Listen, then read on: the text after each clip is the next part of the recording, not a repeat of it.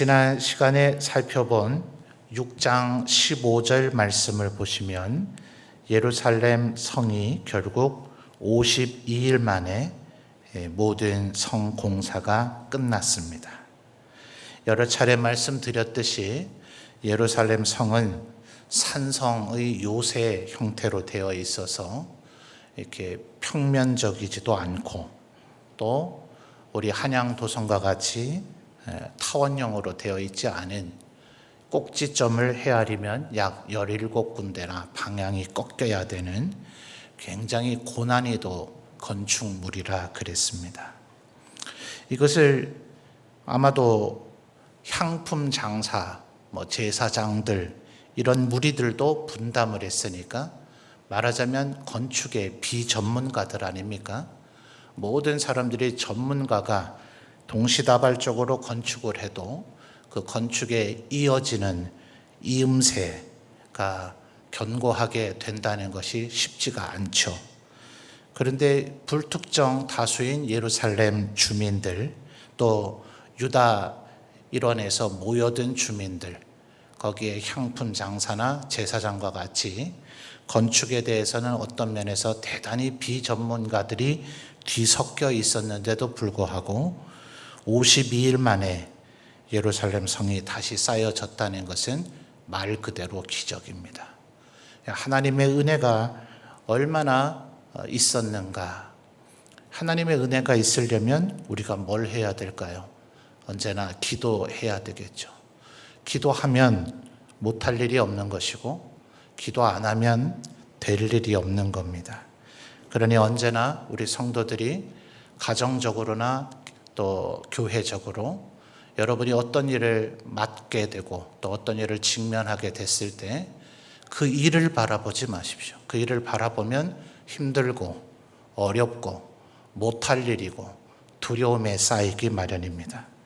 그러나 이 일을 왜 해야 되고 누가 이 일을 명하셨고 이 일을 하면 누가 기뻐하실 것인가를 생각하면 반드시 하나님께서 도우시고 일을 이루도록 하실 것입니다.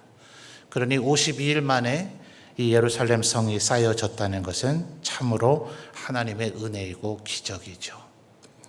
그런데 여러분, 이 예루살렘 성을 지금 왜 이렇게 간절하게 쌓아야만 했습니까? 바벨론에게 이 성이 파괴돼서 허물어져 버렸었기 때문이죠. 약 150년 전쯤에 하나님께서 수많은 선지자들을 통해서 내 말에 불순종하고 나를 경외하고 의지하지 않으면 너희들의 이 예루살렘 성이 파괴되어지고 너희는 포로로 끌려가게 될 것이다. 사실은 이것은 이스라엘 백성들이 이 예루살렘 최초의 다윗과 솔로몬 때에 쌓아 올렸던 이 예루살렘의 최초의 성을 쌓기도 전에 하나님께서 이미 말씀하셨던 내용이죠. 신명기의 말씀이 모압 평야 요단강 동쪽에서 요단강을 건너 정복 전쟁을 시작하기도 전에 주어지신 말씀 아닙니까? 너희들이 내 말에 불순종하면 너희를 올 열방에 흩어버릴 것이다. 하나님께서 실제로 바벨론에 이 일이 일어나기도 약 1000년 전쯤에 이미 예언하셨던 말씀인 거죠. 그러니 여러분, 성을 쌓는 일이 언제나 우리의 최종의 목표가 되면 안 됩니다. 우리는 대단히, 특히나 우리나라는 지난 20세기에 굉장히 짧은 시간 안에 다른 민족들과 대등한 위치가 되기 위해서 우리는 온 국민이 총력적으로 매달렸습니다. 선교사님들이 처음 이 땅에 왔을 때에 이 나라는 너무나 비참해 보여서 도대체 내가 뭘 할 수 있을지, 무엇부터 해야 될지 모르겠다고 본국 선교부에 그렇게 보고한 글귀가 있다. 아주 유명한 얘기 아닙니까? 선교사님들이 얼마나 대단한 사명감을 가지고 왔겠어요. 그런데 이 땅에 처음 발을 디뎠을 때 모두가 그런 건 아니지만 어떤 선교사님의 눈에는 도대체 이 나라를 어떻게 섬길 수 있을까 하는 절망감밖에 없었다 말이죠. 그런데 지금은 불과 100년 지나 우리나라는 전 세계가 부러워하고 전 세계에 영향력과 도움을 줄 수 있는 나라가 되었습니다. 그러다 보니 지난 100년간 이 나라 이민족, 특히 우리 한국 기독교는 언제나 뭔가를 이루어내는 데 너무나 몰두합니다. 결과물, 성과물 이런 게 드러나야 돼요. 경제개발 5개년 계획 5년의 목표를 5년이 되기 전에 주파해내야 되는 그런 생각을 가지고 지난 100년간 살아왔기 때문에 우리 예수 믿는 사람들도 자칫 우리 기독교의 신앙이 뭔가를 이루고 달성하는 업적 위주로 생각하기가 상당히 쉽단 말입니다. 예배를 드렸으면 됐죠. 또 성경을 읽어야지. 읽어냈으니까 됐잖아요. 또 간혹 이제 우리가 전도운동을 하면 또 2주간 특세를 하겠습니다만 개근해서 전도위원회로부터 상을 받으면 해냈잖아요. 그러면 된 거죠. 이런 식의 사고에 빠지기가 쉽다 이 말입니다. 예루살렘 성은 지금 이 느헤미야가 다시 쌓아올린 예루살렘 성은 예수님 때에 또다시 무너졌다는 사실을 기억해야 합니다. 그러니까 느헤미야서가 6장에서 끝나질 않죠. 성 쌓는 것이 최종의 목표였다면 52일 만에 이 공역이 끝났더라 이러고 끝내야 될 거 아니에요. 그런데 느헤미야서는 아직 절반밖에 되질 않았어요. 13장으로 이루어져 있는 느헤미야서가 그럼 7장 이후부터는 도대체 왜 있느냐? 이 질문을 우리가 던져볼 필요가 있지 않아요? 그래서 성을 쌓는 것이 언제나 최종의 목표가 아니다. 우리 동양의 손자라고 하는 유명한 사람도 그런 얘기를 했지 않습니까? 공성을 하는 것보다, 성을 공격해서 뺏는 것보다 그 성을 지키는 수성이 100배나 어렵다. 한 왕조를 창건하는 것은 참으로 쉬운 일이지만 이 쉬운 일이 절대 아니죠. 그런데 그 왕조가 얼마나 오래 지속될 것이냐를 생각한다면 왕조를 여는 일은 오히려 쉬운 일밖에 되지 않는다. 그러니 한 왕조의 창업주들은 자기 후손들이 계속해서 왕위를 계승할 수 있도록 그 왕실만의 특별한 교훈과 훈계집들을 남기곤 하죠. 자기 후손 왕들에게 반드시 이것을 명심하라. 자, 그러니 오늘 7장부터가 어쩌면 이 느헤미야서를 우리가 읽을 때에 더 주의 깊게 살펴야 될 내용입니다. 7장 전체가 60몇 절로 이루어져 있어서 방대합니다만 핵심은 4절에 다 모여 있기 때문에 이 4절까지의 내용만 살펴봐도 될 것 같아요. 자, 1절을 보시면 성벽이 건축됨에 문짝을 달고 그 다음 뭐가 나타납니까? 문지기 그리고 노래하는 자들 레위 사람들을 세웠다. 자, 요 뭐와 관련된 얘기들일까요? 여기서의 문지기가 어떤 문지기냐에 대해서 조금 논평은 있습니다만 다수의 신학자들이 이들은 성전 문지기다라는 것을 이야기하고 있습니다. 그러나 2절에 보면 내 아우 하나니와 그 다음 뭐가 나타나죠? 영문의 관원 이렇게 표현이 되어 있는데 영어 역본들은 이게 예루살렘 수비 사령관 이렇게 이해를 하시면 됩니다. 도시 전체 방어 사령관으로 하나냐가 임명이 됐는데 지금 병력이 부족해요. 4절을 보시면 그 성읍은 광대하고 예루살렘 외벽을 지금 쌓아 올린 거 아닙니까? 그런데 그 주민은 적어요. 왜냐하면 지금까지 우리가 3장에서 봤던 사람들은 모두 다 예루살렘 주민들은 아니고 유다의 주민들이 와서 수도 예루살렘을 쌓는 일에 함께 동참을 한 겁니다. 안타깝게도 성벽과 성전만 파괴된 것이 아니라 예루살렘 안에 집들, 가옥도 파괴가 되어졌었어요. 그래서 4절에 뭐라 그래요? 그 성읍은 광대하고 그 주민은 적으며 가옥은 미처 건축하지 못했다. 그러니 집들이 있으면 인근에 예컨대 베들레헴이나 헤브론이나 이런 곳에서 여리고나 이런 곳에 살고 있던 사람들이 뭐 이왕 이래 됐으니까 나 이제 예루살렘에 살게요, 이렇게 할 수도 있었을 것인데 집이 있어야 말이죠. 집도 없어요. 그리고 뒤에 나타나는 내용들을 보면 그 유다의 주민들이 예루살렘에 살기를 꺼려했습니다. 지난 52일간 예루살렘 성을 쌓으면서 얼마나 많은 방해가 있었는지를 봤죠. 자, 그렇다면 이들이 포기할까요? 예루살렘 성에 쌓여져 올렸으니까 포기할까요? 페르시아 황제가 있으니까 절대로 예루살렘을 공격하는 일이 안 벌어질까요? 아니요. 페르시아 황실에다가만 반역을 일으키지 않으면 되는 거지, 지방 120개 총독들 가운데 경계를 맞대고 있는 총독들 간에는 서로 간의 암투와 쟁탈, 살육, 영토 전쟁이들이 끊임없이 벌어진 것이 인류 역사 전체가 증명해 줍니다. 그러면 암몬 사람, 아라비아 사람, 또 모압 사람, 이 사람들이 기회만 있으면 유다를 더 약하게 만들기 위해서 공격을 해올 터인데, 지금 유다의 지방 위성 도시들이 다 파괴되어져 있죠.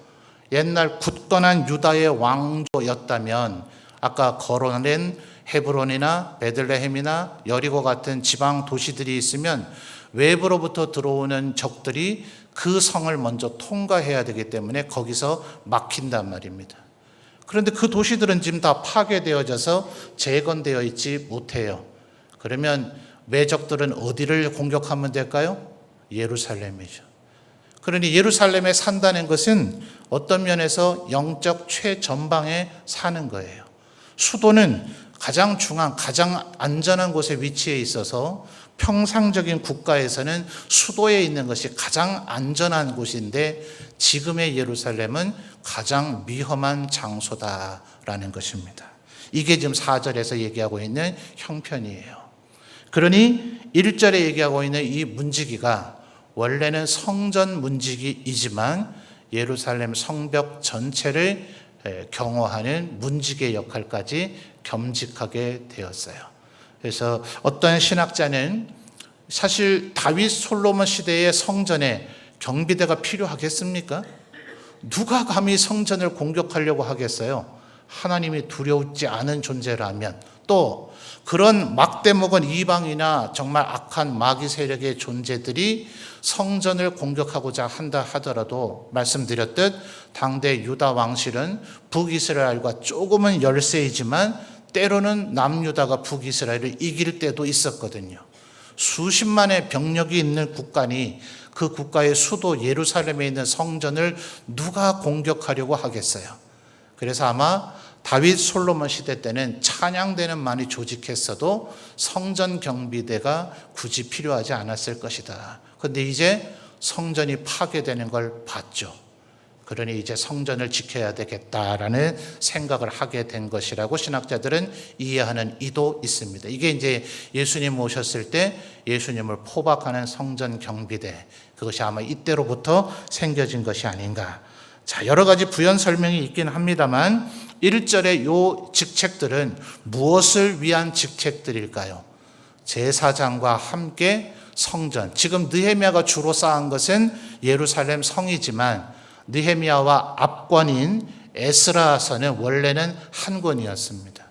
이스라엘 구약 성경만 있던 시절에는 에스라 느헤미야서가 두 권으로 나눠져 있는 게 아니라 한 권으로 되어 있는 것을 그 뒤에 이제 70인역을 번역하고 신구약 성경이 확정이 되어지면서 두 권으로 나눠진 겁니다. 사무엘서, 열왕기, 역대기도 마찬가지로 원래는 상하로 나눠 있지 않던 것을 상하로 나누면서 에스라와 느헤미야도 나눠지게 된 거예요.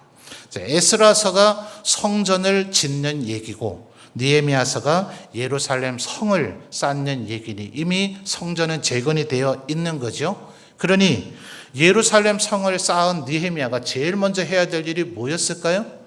성벽 수비대를 먼저 세웠어야 될 거 아니에요. 그런데 1절에 뭐부터 세웠다고요? 문지기, 성전 문지기와 노래하는 자, 뭡니까? 찬양대죠. 다윗 시절에 있었던 그 찬양대를 그 시절만큼은 만들어내지 못했겠지만 찬양대를 복원한 것이고, 제사장들과 함께 성전 예배를 돕고 수종들 레위 사람들의 직책을 만든 겁니다. 자, 이 뒤에도 또 다시 나오겠습니다만, 레위인과 제사장은 원래부터 태어날 때부터 레위인이고, 태어날 때부터 아론의 후손, 그리고 다윗 왕 이후에는 사독의 후손들이 대제사장이 될 것이라서 그들이 제사장인 거죠. 물론 제사장의 아들로 태어나서 언젠간 제사장이 될 것이긴 하지만 20살이 돼서 임직식을 하면서 제사장의 업무를 시작하는 건데, 어쨌든 날 때부터 제사장으로 태어난 거잖아요, 구약시대에는.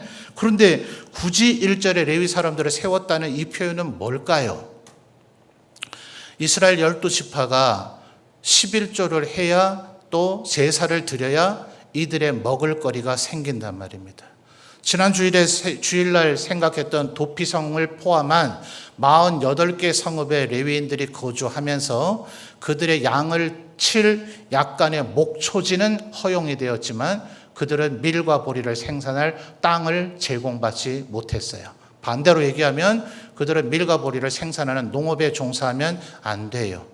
그들은 오직 이스라엘 사람들이 제공하는 하나님 앞에 바쳐진 그 제물의 일부를 먹고 살도록 되어 있는데, 그 제사와 예배가 허물어지고 파괴되어지니 레위인과 제사장이 굶어 죽을 수밖에 없으므로 그들이 살기 위해서 세속적 일을 하더라 하는 겁니다. 그러니 1절에 이 얘기는 레위 사람들을 세웠다 하는 얘기는 새삼스럽게 레위인은 원래부터 레위인인데 너 이제부터 레위인이야 라고 임명할 이유가 없잖아요. 레위 사람들을 세웠다는 것은 이들이 이제 다른 일은 하지 말고 오직 원래부터 규정되었던 하나님을 예배하며 이스라엘 백성들이 하나님을 예배하는 일을 돕는 그 일만 전무하라고 제정을 한 것이고, 동시에 이것은 유다의 남은 백성들이 하나님 앞에 예배하며 소득의 10분의 1을 바쳐서 이들이 살아가도록 명령했다는 것을 의미하는 내용입니다. 자, 예루살렘 성을 쌓고 나서 제일 먼저 느헤미야가 손댄 게 뭐라고요? 말하자면 예배의 회복입니다. 그러니 우리가 무엇 때문에 신앙생활을 하는가, 하나님의 백성으로서 무엇이 제일 중요한가, 여러분 절대로 놓치지 말아야 될 것은 교회 구성원들로서 어마어마한 일을 하려고 하는 것 때문에 예배를 놓치는 어처구니 없는 실수를 해서는 안 된다 이 말이에요.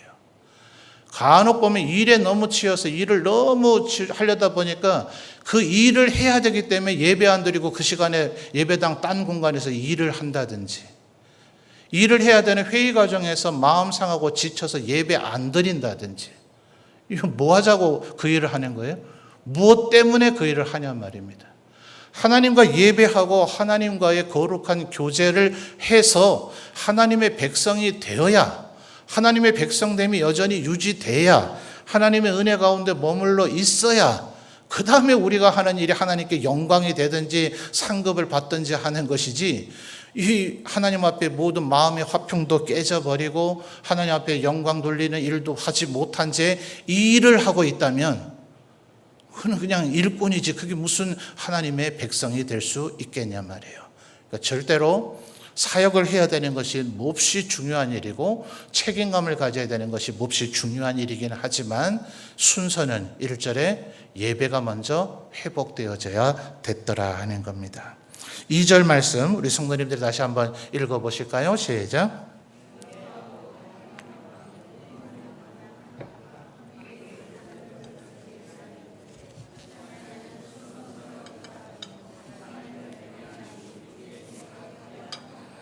아멘.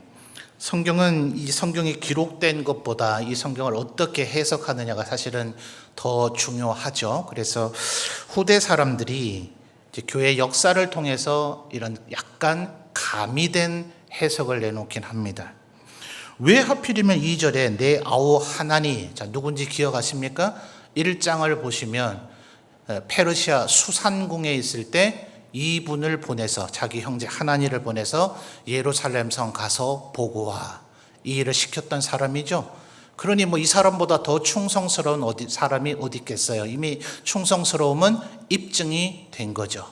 그러면 도대체 두 번째 나타나는 하나냐는 누구냐? 일단 많은 신학자와 목회자들이 두 명이 예루살렘을 나눠서 다스리게 했다는 것에 주목합니다. 여러분, 우리 장로교회는 교황의 폐회를 겪고 나서 하나님의 교회는 어찌해야 되는가? 사도행전 15장을 보니 예루살렘에 모든 교회 지도자들이 모였는데 예수님의 형제 야고보와 그리고 베드로와 그리고 신흥 지도자라 할 수 있는 바나바와 바울이 서로 동등하게 서로를 존중하면서 의견을 합의를 만들어 가더라. 절대로 한 사람에게 권한을 줘서는 안 된다. 이것이 우리 교단의 깨달음입니다. 하나님의 뜻은 언제나 우리를 통해서 나타나는 것이지 절대로 그 어떤 한 개인의 뜻에 따라 움직이면 안 된다. 그러면 교회는 부패하고 썩기 마련이다. 어쩌면 2절도 그것을 지금 반영하고 있는 것이다. 총독 느헤미야가 있지만 그 밑에 한 명의 관원을 뒀어도 될 터인데 내 아우 하나니와 그리고 영문에 관한 하나니야. 또 다른 면으로도 생각해 볼 수 있겠죠. 하나니는 형제입니다. 친족끼리 통치를 한다면 이 또한 부패의 원인이 될 수 있습니다. 하나냐는 아마도 느헤미야와는 혈족 관계가 없는 사람이라고 신학자들은 추측합니다. 또 하나니는 이 느헤미야와 함께 페르시아에서 포로 가운데 귀환된 사람이었다면 하나냐는 아마도입니다. 아마도 예루살렘에 계속 살았던 사람으로 보인다. 양쪽 진영의 균형이죠. 여러분, 사도행전에서 7 집사를 세우던 과정을 기억하십니까? 예루살렘 교회에 불만이 생겼어요. 약 10,000명가량의 공동체가 됐는데 원래부터 계속해서 이스라엘 땅에 살던 히브리파 사람들만 구제를 잘 해주고 이방에 살다가 귀국한 헬라파 우리에게는 제대로 구제를 해주지 않느냐라는 불만이 생겨서 7명의 집사를 세웠는데 그들의 이름을 보니까 전부 다 헬라파였더라. 자, 불만을 완전히 근원적으로 해결해 버리죠. 헬라파 분들이 불만을 갖고 있으니까 7명의 집사가 공교롭게도 헬라식 이름을 쓴 사람들로만 구성되어 있더라 하는 겁니다. 균형과 함께의 원리. 그래서 2절 다시 보실까요? 내 아우 하나니와 영문에 관한 하나냐가 그다음 뭐라고요? 함께. 이 함께란 단어 단순 부사이지만 성경에서의 이 함께라는 단어가 차지하는 무게감은 대단합니다. 우리는 언제나 하나님과 함께 해야 되겠죠. 성령님이 우리와 함께 하셔야 됩니다. 우리도 서로 함께 해야 합니다. 혼자 위대한 일을 하느니 함께 적은 일을 하십시오. 그게 하나님의 뜻을 이루는 길일 수 있습니다. 그 다음 나타나는 것이 충성스러운 사람이에요. 자, 여러분 디모데후서 2장 2절로 가볼까요? 디모데후서 2장 2절입니다.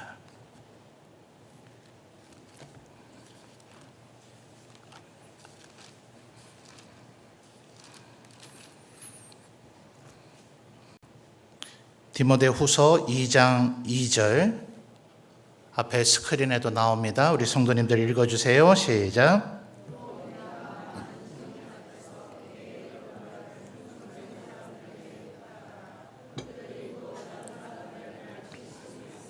아멘. 우리 교회 표가 전도하며 뭐 되는 교회죠? 제자 되는 교회죠. 그래서 디모데후서 2장 2절을 제자도의 강령이라고 신학자들이 얘기합니다. 도대체 제자 된다는 것, 제자 삼는다는 것이 뭐냐? 이것은 예수 믿는 주의 제자가 배가 되는 것이다. 그냥 단순히 플러스적으로 늘어나는 것이 아니라 곱하기, 이 승법이라고 보통 표현을 하죠.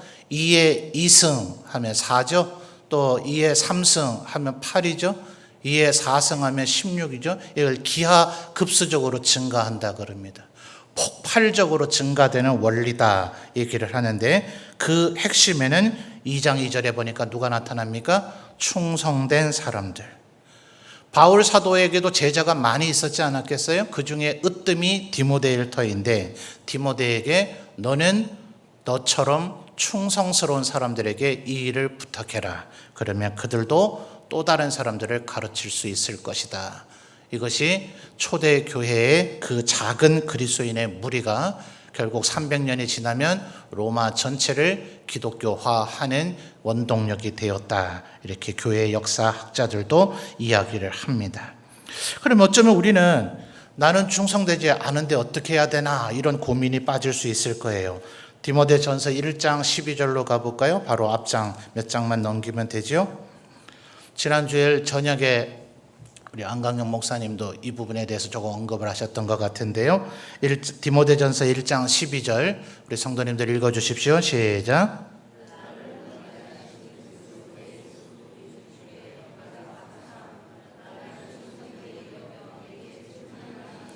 아멘.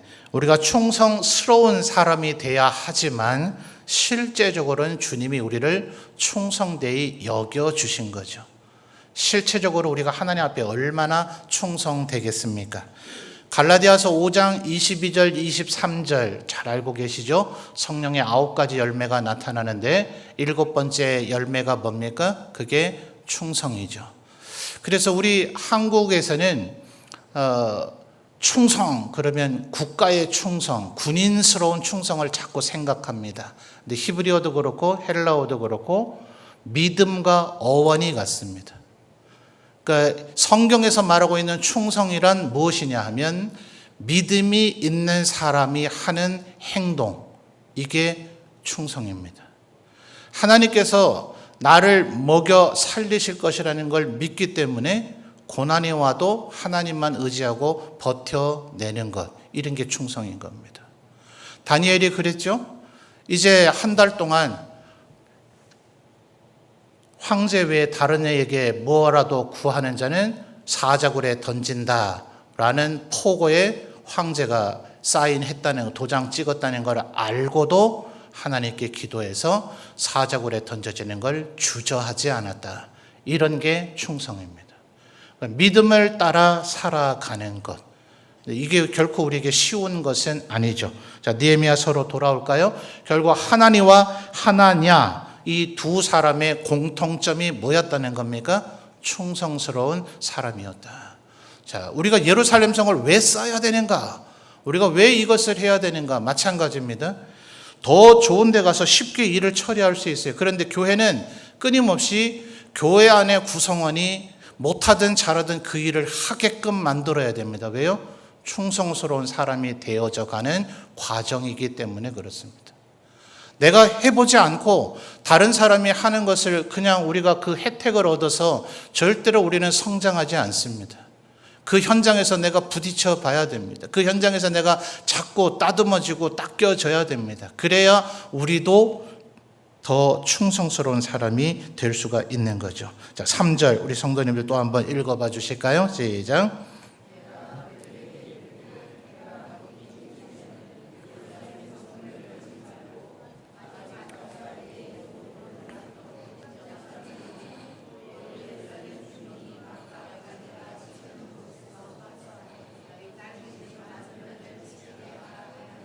아멘. 자, 3절에서 형태는 조금 다릅니다만 두 번 나오는 단어가 있습니다. 찾으실 수 있겠습니까? 파수라고 하는 단어가 나타나죠. 곧 문을 닫고, 아직 파수할 때에 곧 문을 닫고 그랬고, 하반절에 또 예루살렘 주민이 각각 자기가 지키는 곳에서 파수하되 이랬습니다. 자, 파수꾼 하면 생각나는 데가 있지 않습니까? 에스겔 33장 한번 다시 확인해 보죠.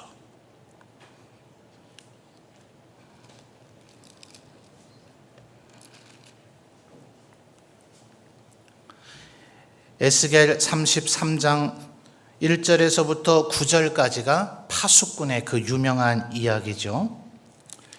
하나님께서 이스라엘 백성 가운데 하나를 2절 하반절 파수꾼으로 삼아서 3절에 그 사람이 백성들에게 경고하되 4절에 그들이 나팔 소리를 듣고도 정신 차리지 아니하면 5절 하반절에 그 피가 자기들에게로 돌아갈 것이고 6절에 칼이 임함을 보고도 파수꾼을 보고도 나팔을 불지 아니하면 그 죄를 파수꾼의 손에서 찾으리라 그랬습니다. 이 파수꾼은 나팔을 불어서 경고해 주는 게 사명이죠. 거기까지가 책임입니다.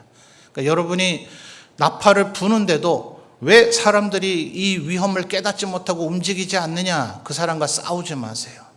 그건 여러분의 역할이 아닙니다. 여러분의 역할은 그냥 나팔을 불어서 경고로 알려주는 것까지가 여러분의 역할입니다.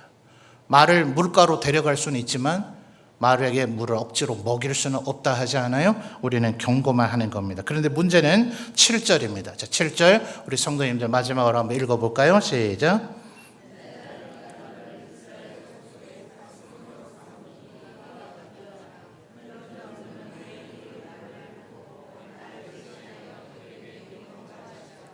아멘. 자, 파수꾼이라는 우리가 생각을 하게 되면 경고해야 된다라는 것에만 너무 창념될 위험이 있습니다. 7절 하반절은 분명히 뭐라 그러죠?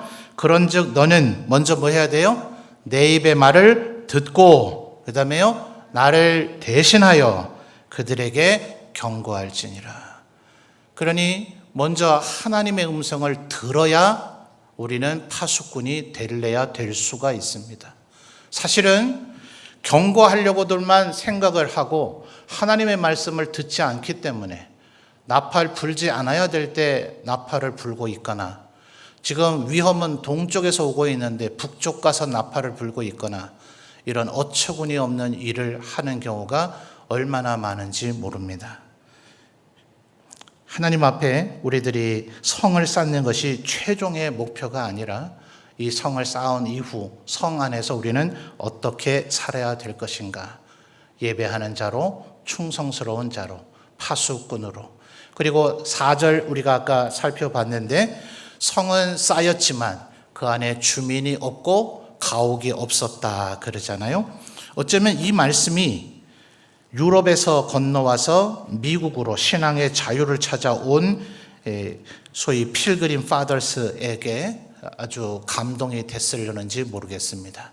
그들이 정착촌을 만들 때 외곽에 이제 인디언들이나 맹수로부터 위험을 보호하기 위해서 비록 나무로 쌓은 목책에 불과하지만 바깥 울타리부터 먼저 만들어야 되지 않겠어요? 그러니까 나무로 어쨌든 성곽을 만든 겁니다. 그러면 반드시 그 울타리로 되어 있는 성체 안과 밖이 구별이 되어서 통과해야 될 입구가 생기겠죠. 그래서 그 문 위를 2층 구조로 만들어서 그곳을 예배당으로 만들었다.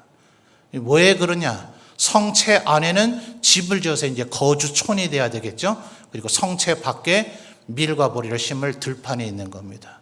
일하러 나가려면 어디를 통과해야 돼요? 예배당 밑을 통과해야 되고, 일을 마치고 가정으로 돌아오기 위해서 어디를 통과해야 됩니까? 또 예배당 밑을 통과해야 되네. 그래서 성체를 먼저 쌓으면서 예배당을 짓고, 그리고 마을 한중간에 다음 세대를 가르치기 위한 학교를 만들고, 초창기의 청교도들의 학교는 신학과 그리고 법학과 그리고 의학이 구별되어 있지 않았어요. 그러니까 신앙교육과 주일학교 교육과 학교 교육이 초기 이 유럽의 신앙공동체에서는 분리되어 있지 않았다 이 말입니다. 그 학교는 그냥 세속적 학교가 아니라 주일학교 기능을 할 수 있는 곳을 만들었다 해도 과언이 아닙니다. 그리고 나서 세 번째로 자기들이 거주할 집을 지었다. 이것이 미국의 초기 동부 신앙을 찾아온 필그림 파더스들의 신앙의 고집이었다는 겁니다. 지금 뭐 미국을 향해서 많이 세속화되었다 비판적으로 보는 시각도 있으나 여전히 그래도 미국을 하나님께서 어느 정도 사용하시는 것은 그들의 선조들이 이런 신앙으로 나라를 세웠기 때문에 그렇다 하는 것입니다. 예루살렘 성을 쌓는 것이 최종의 목표가 아니다. 우리는 그 안에서 어떻게 살아야 할 것인가? 예배하는 자로, 충성스러운 자로, 그리고 파수꾼으로서 살아가시는 우리 모든 성도들이 되시기를 바랍니다.